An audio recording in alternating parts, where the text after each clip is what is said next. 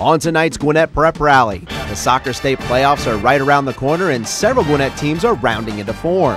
Collins Hill and Mill Creek boys are at the top of the Region 7 standings, and they would have to shoot it out to find a winner. The Central Gwinnett boys are a contender this year, and they had a chance to grab their 10th win of the season against visiting Whitewater. On the girls' side, the Mill Creek Lady Hawks needed a win over Collins Hill to keep pace for the top spot in Region 7, but the Lady Eagles had a different plan. In other action, the Wesleyan boys and girls played host to a pair of state powers, and the results were not a positive one for the home side. We have wrangled up all the best soccer highlights for this week's edition of GPR, and it starts right now. For more than 15 years, your source for Gwinnett County sports is Gwinnett Prep Rally. Hello again and welcome to your county's original high school sports television program. This is Gwinnett Prep Rally, now in its 19th season, and we can be seen right here on GCPS TV for the entire 2011-2012 school year. I'm Todd Klein alongside Will Hammock from the Gwinnett Daily Post. And Will, it was another big week of soccer action as the state playoffs start to get a little clearer. Yeah, it's starting to shake out. I think it's particularly interesting in Region 7 5A how things have shaken out. I think the Peachtree Ridge girls have been such a surprise team. To win that region is very impressive. And I think on the boys' side, obviously that Mill Creek Collins Hill game decided a lot in that region. Well, let's get right to the highlights. And one of the surprise teams this season has been the Central Gwinnett boys. And this past week, they stepped outside of Region 8 play to host one of the South Side's top squads in Whitewater. GPR's Nathan Shutter has all the action from Lawrenceville. Central Gwinnett seeking their 4th straight win, taking on Whitewater. Wildcats with an early chance. Ben Haverly on a breakaway, but Charlie DeLoach gets a touch on it, and the defenders clear it from danger. Black Knights with an offensive opportunity. A centering pass for Tyler Budd, and he puts it into the back of the old onion bag. Central Gwinnett up 1-0. They would add to it later in the first half. Budd sends the corner kick in. Juan Gonzalez is left unmarked, and he heads it in with ease to put the Black Knights up 2-0. Whitewater looking to answer. Drew Makuga tries to find Zach Lambert in front of goal, but DeLoach is there to swallow up the pass. More from the Wildcat attack. Makuga over to a wide open Haverly. DeLoach gets just enough of a touch, and the defense clears it from danger. Score remains 2-0 at the break. Second half, Whitewater pressuring. Troy Gaynor tries to chip a shot in, but Charlie DeLoach is there for the save. Wildcats with a free kick from a dangerous area. Haverly has his shot blocked by the wall, and his second effort soars high and wide of the net. 60th minute, Juan Gonzalez plays the through ball for Brian Santana, and he beats the keeper up top to give the Black Knights a 3-0 advantage, and they weren't done. 5 minutes later, Tyler Budd swings the corner kick in, and Rigo Goodell heads it into the back of the net to increase the Central Gwinnett lead to 4-0. Then it's Budd coming up with a steal and passes it ahead to a streaking Goodell, who calmly slides his shot past the keeper for his second of the night, and Central Gwinnett goes on for the 5-0 victory over Whitewater. Nice performance by Central Gwinnett there, Will. And 2 questions for you. First one, how bad are those Whitewater uniforms? And second, how good can Central Gwinnett be? I wouldn't be real happy to wear those uniforms if I was playing. But yeah, I agree with you on that. But Central Gwinnett's having an excellent season. I think really a season not a lot of people expected. They're doing great at this point. They still have a shot at the region championship.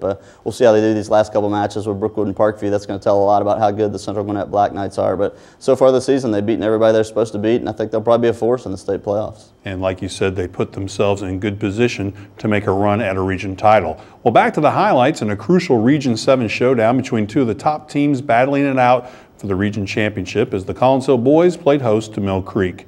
GPR's Kirk Rogers has more. The top spot in Region 7 5A was up for grabs Friday night as number 4 Mill Creek traveled to number 7 Collins Hill. It was a true battle of the Titans as goalies Jackson Taylor and Stephen Arrowwave did not let anything by, and each save being better and more dramatic than the other's last. Middle of the first half, and Collins Hill gets one by Arrowwave, but the gentleman in yellow says that the Eagles were offsides and we're still tied up. On the Hawks' free kick, Taylor comes in and knocks it away before anyone else can get to it, and the Eagles stay out of trouble. In Hawk territory, the Eagles are pressing and get the shot they're looking for, but Arrowwave comes up with a big save, and we're still tied. We skip to late in the second half. Eagles with a free kick in front of the goal, but Freddie Meyer knocks it right to Arrowwave, and we still have no score on the board. On the other end, Taylor comes up big again, stops the Hawk attempt, and after 90 minutes of shutout ball from both goalies, this game is going to PKs. In the first round, Tony Baza and Nomis Chiswick both go top shelf, and we are tied again 1-1. Nick Muntean puts his through in the top corner, and Arrowwave makes one of the biggest saves of the season. Mill Creek now leads 2-1. On the next kick, Tyler Chu hits the post, and for Collins Hill, Eden Mendoza puts it where Arrowwave is not, and it is tied up 2-2. Zach Mruck seems to hit the same spot that Chu hits. His shot misses, and now everyone in white realizes that they are now in the driver's seat. Eli Carrasco edges it in the corner, and the Eagles lead for the first time in the game 3-2.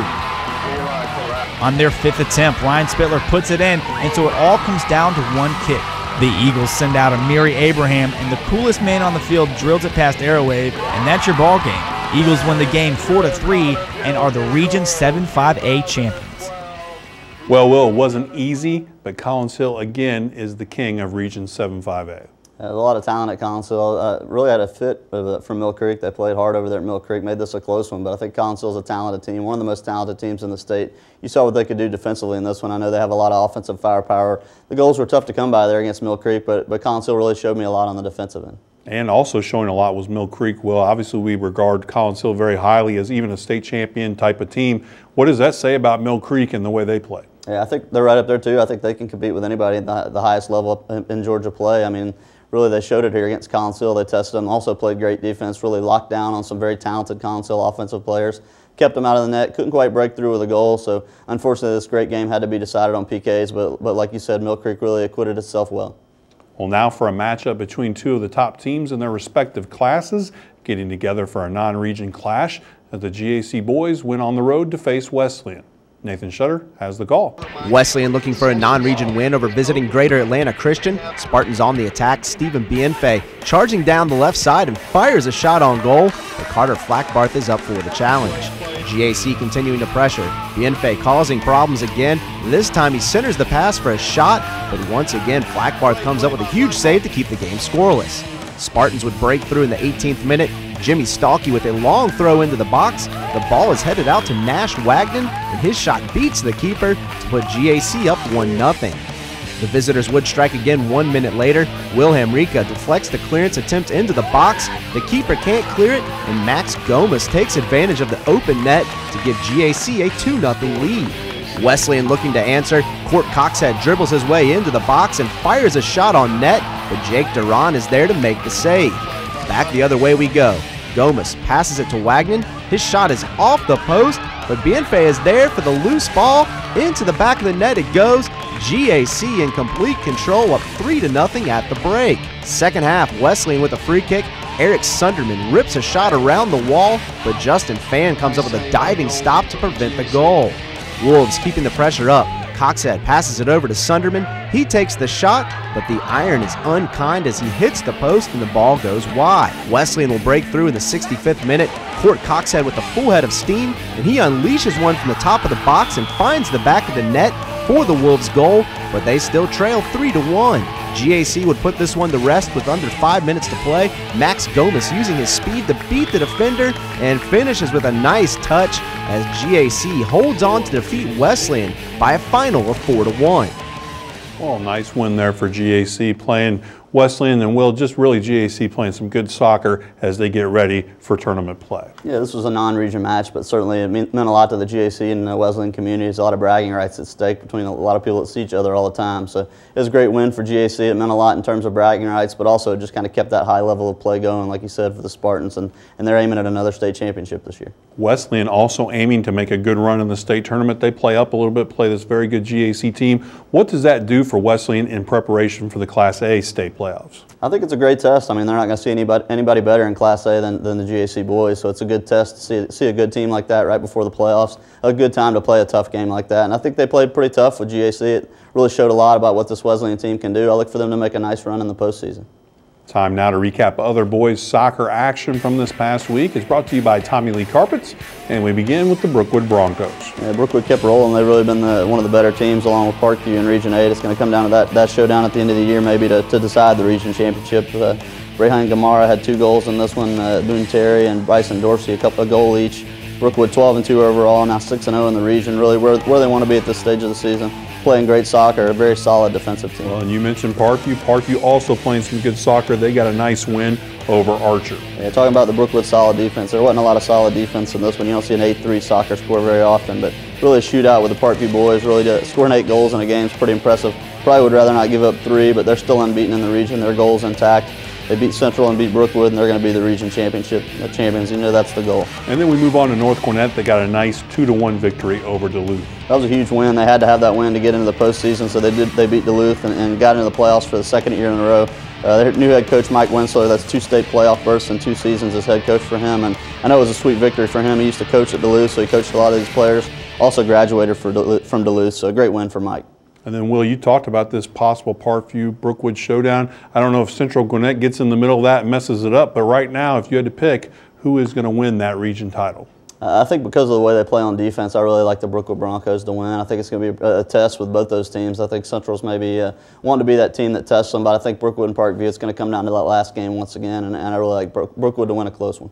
Well, let's turn our attention to the ladies and a Region 7 matchup with playoff implications. Mill Creek still has region title aspirations, while Collins Hill needed a win to keep their home field hopes alive for the state playoffs. Kirk Rogers has all the action from Suwanee. Collins Hill takes on number 7 Mill Creek at home, and early on the Hawks wanted to test freshman goalkeeper Hala Jabreen, and she was up for the task as she stopped shots from Madeline Youngblood and the rest of this Hawk attack. Collins Hill got into the flow early and almost scored here on a shot from Jessica Dacey, but Rachel Allred gets up for the block, and early on there's still no score. In the 11th minute, Paige Hoover fights through the red jerseys and pushed it past Allred, and the Eagles strike first. Just moments later, Lauren Tanner on the attack beats everyone and puts it past Jabreen, and just like that, we are tied at 1 and the visiting fans are going wild. Collins Hill continued their attack, but Lauren Mitchell was trying to give herself a goal for her birthday, but comes up just short in these efforts. On a Collins Hill throw-in, Hoover is mauled by Hawks defense and will be getting a penalty kick as a result. On the kick, Hoover sets up, goes left, and puts it past Allred, and the Eagles have a 2-1 lead and momentum on their side. After 2 more goals by the Eagles in the first half, Collins Hill goes into halftime with a 4-1 lead, but Lauren Mitchell is still trying to get that birthday goal, but goes just a bit too high. Jabreen comes up with 2 more big-time saves for the Eagles, and after an own goal by Mill Creek, the Eagles have a commanding lead of 5-1. In the 74th minute, Kelsey Lawrence gets in the open field, gets past the defender, and knocks her shot in, and the Eagles win it, going away 6-1. Well, Will, this is a bit of a shocker, not just the win, but the way that Collins Hill won this ballgame. Yeah, the score was very shocking, I think, to a lot of people. They were not expecting that kind of lopsided game. Mill Creek ranked at the time. Obviously, Collins Hill was not, but I said all along Collins Hill's got as much talent as any soccer team in the county, and they're beginning to show that late in the season. I think you saw an excellent ball game out of the Eagles right there and really show what they can do, and I think they're going to continue that into the playoffs.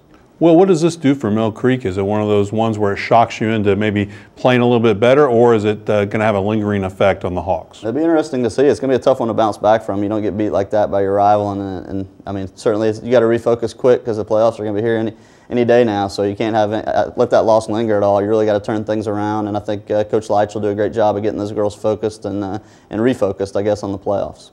Well, the Wesleyan Lady Wolves have faced a very difficult non-region schedule this season, and their biggest test took place last week when they welcomed the top-ranked Whitewater Lady Wildcats. GPR's Wade Smith has more. Wesleyan Lady Wolves playing host to nationally ranked Whitewater. First half, Kinsey Winters passes it to Savannah Jordan. She puts a shot on net, but Hannah Duane is able to push the ball out of play. On the ensuing corner kick, Jenny Lovelace sends the ball in. Duane gets a hand on it, but Jordan is there to head the ball into the goal to put Whitewater up 1-0. 13th minute, Tegan Van Gunst passes it ahead for Jordan, and she pokes a shot past the keeper for her second of the match. Lady Wildcats up 2-0. Hannah Duane would be busy in this one. Taylor Marks fires a shot on goal, but Duane is able to come up with a diving stop. Whitewater would strike again in the 35th minute. Jordan passes it off to Kayla Smith, and she beats the keeper to give the Lady Wildcats a 3-0 advantage at the break. Second half, Whitewater wouldn't waste any time. Opening minute, Van Gunst finds Savannah Jordan, and she completes the hat trick, 4-0 Lady Cats. Less than a minute later, Tegan Van Gunst is left all alone, and she makes them pay with a powerful shot past the keeper to make it 5-0. 51st minute marks, and Van Gunst will help set up Jordan for her 5th tally of the game as Whitewater takes a commanding 7-0 lead over Wesleyan. Then in the 73rd minute, Jenny Lovelace dumps it off to Kayla Smith. She chips the shot over the outstretched arms of the keeper to put Whitewater up 9-0. The Lady Cats can end the game with one more goal. Lovelace sends a corner kick into the box, and Kenzie Winters heads it home for the 10th goal of the contest as Whitewater gets a road win over Wesleyan by a final of 10-0. Well, Will, this is a tough one against a very talented team from a much bigger classification. My question to you is, a game like this, does it really do much for Wesleyan, or is it just one you kind of put out of your mind and move on to the next one? Yeah, I think you just have to shake this one off. I mean, it's a very tough test for Wesleyan, a small Class A team, to play a 4A team, but not only a good 4A team, but one of the best 4A teams in the nation. Obviously nationally ranked, the Whitewater team really overpowered Wesleyan. It's too much to ask for Wesleyan to hang with them. I think Wesleyan still has the potential to do some things as a Class A program, and they got one of the stronger Class A programs around. Usually very stout on defense, but I had a tough one in this one. But kudos to Wesleyan for scheduling a tough game and giving it a shot. Time now to recap other girls soccer action from this past week. It's brought to you by Breda Pest Management, and we begin with the Grayson Lady Rams. Yeah, they took care of business against Shiloh. They're going to be a state playoff team. Grayson is 6-0 in that one. Ashley Griffin had 3 goals. She was a big part of it. Alexa Webb, Allison Pickett, and Brittany Miller scoring a goal each. So kudos to the Rams. They're always strong defensively, but really got it done on the offensive end in this one against Shiloh for a pretty easy victory that gets them going in the right direction with the playoffs rolling around. And then we move on to the Tequila girls. Will, they posted a historic win over Brookwood. Yeah, they beat Brookwood for the first time in school history. Obviously, that was very sweet for the program, for Jason Gazzardo, the coach over there. He's done a great job. Really emotional guy, an intense guy. He's really done a lot for that program since he's been over there. Michaela Clack scored a couple of goals that Brookwood got ahead a couple times, but Tequila fought back to tie that game, obviously winning it on PKs. Then we move over to North Gwinnett, had a big, easy win over Duluth. Yeah, North Gwinnett really turned it on. They had a lot of holes to fill in the lineup, had some talented seniors they lost last year, but they're really putting it together. Beat a pretty good Duluth team 7-0. I think this score was a little bit surprising too. I didn't think this was going to be so lopsided, but Brooke Bortles had a hat trick. Caroline Gualdani had a couple goals, so nice effort for the Bulldogs. I want to go back to Jason Gazzardo and that Tequila girls team, Will. I mean, just a big-time win. I can only imagine what it is like at a program where you keep butting your head up against the wall going against these Brookwood and Parkviews. Talk about what this win means for the program going forward, and is Tequila talented enough to take that forward into the state tournament and make a mark? Yeah, I think Tequila is not going to be an easy task in the state tournament. I think you can look forward to them making an impact, but just a great job by Jason Gazzard. I don't think you can understate what this did for his program. I mean, talking to a few of the folks and even some of the players afterwards, I can't believe we just beat Brookwood. I mean, that's one of the benchmark programs, Brookwood and Parkview, for soccer in this area. So for a program like Tequila that's still kind of up and coming, to score a big victory like that really boosts the confidence, and at a great time with the state playoffs coming up. Time now for Will's World. We put 60 seconds on the clock. We get in the mind of our very own Will Hammock, and it's brought to you by Nexstar Communications. A little more recruiting news this week. Wayne Gallman from Grayson, a great athlete. He's going to go to Clemson. He made the commitment to go there. Kendici's not the only great prospect over there. Wayne Gallman is an excellent athlete. He's a guy that could be a running back at the college level. He could be a great defensive back at the college level. He could even bulk up and play some linebacker at the next level. But he's a guy that's very fast, very athletic. I think people enjoy seeing him play wherever he goes.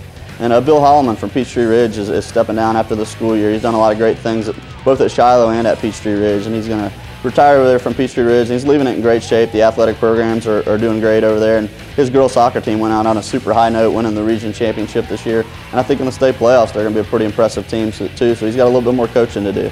And getting around to some basketball news, a guy we saw play at Norcross the last couple of years, Jeremy Lamb, had 2 great seasons at UConn, won the national championship as a freshman. He's going to jump in the NBA draft, and he's considered a lottery pick. He's going to be almost certainly a top 10 pick, make a lot of money, and start his pro career with maybe a struggling franchise. But he's a guy that's kind of the prototypical 2-guard for the NBA, and he's going to have a great future there in the league. Well, our thanks to Nexstar Communications for sponsoring Will's World. Will, want to follow up on that Jeremy Lamb. Not only is he looking like he's a lottery pick, doesn't happen a lot of times that Gwinnett County has somebody go that high. Talk about kind of the excitement of getting to see where he goes on draft night and what maybe you expect of him in the NBA. Yeah, I think it's going to be a fun draft night. Like you said, there's not many super high draft picks we get in Gwinnett. Lou Williams, as good as he was, we had to wait till the second round to get him picked. I think comparable maybe was Al Farouk Amino being a lottery pick a few years ago. But you can look for Jeremy to be that same sort of type of lottery pick. And I think with his shooting ability, his athletic ability, I think really what he brings at the next level, he's got a ridiculous wingspan. He's got a wingspan of a guy that's maybe 7'2". That's really going to help him to play defense in the league as a guard. And like I said, he's got the ability to score in a variety of ways. So I think he's got a bright future in the league. Time now to focus on standout performances, so let's move on to this week's Building Blocks presented by Britt's Home Furnishing. And first up is Paige Hoover from Collins Hill. Yeah, we talked earlier about the offensive explosion out of the Collins Hill girls to beat a pretty good Mill Creek team, and Paige Hoover was a big reason why. She contributed 3 of their 6 goals, had a couple of goals and an assist. She's one of those talented players over there. There's certainly quite a crop of Collins Hill impact players on that team, and when they put it together like they did against Mill Creek, they're going to be tough to beat. And then we move over to the boys and Max Gomas from GAC. Yeah, he's the most creative offensive player I think they have. There's a lot of guys in the midfield, but as far as a striker, he's the go-to guy. Has a lot of speed, a lot of creative ability up top. Finds different ways to score. He's a really pesky guy up at forward that really causes problems for opposing defenses. I like what I've seen out of Max so far. I think he's going to be a key in the postseason if GAC is going to pursue another state title. And then we talked about that surprise season that Central Gwinnett has had. Tyler Budd, a big reason for that. Yeah, I know Brian Allen over there. He thinks a lot of this kid. He's a captain. He gets a lot of things done for this team.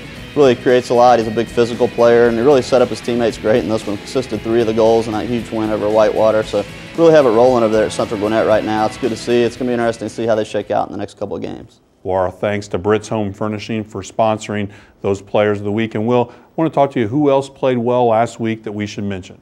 Peyton Four from Mountain View had a big 2-run double. Mountain View scored a big upset, knocked off one of the top teams in the region, Mill Creek. So Mountain View baseball team just overall is doing a great job, and they're really pushing for a playoff berth there.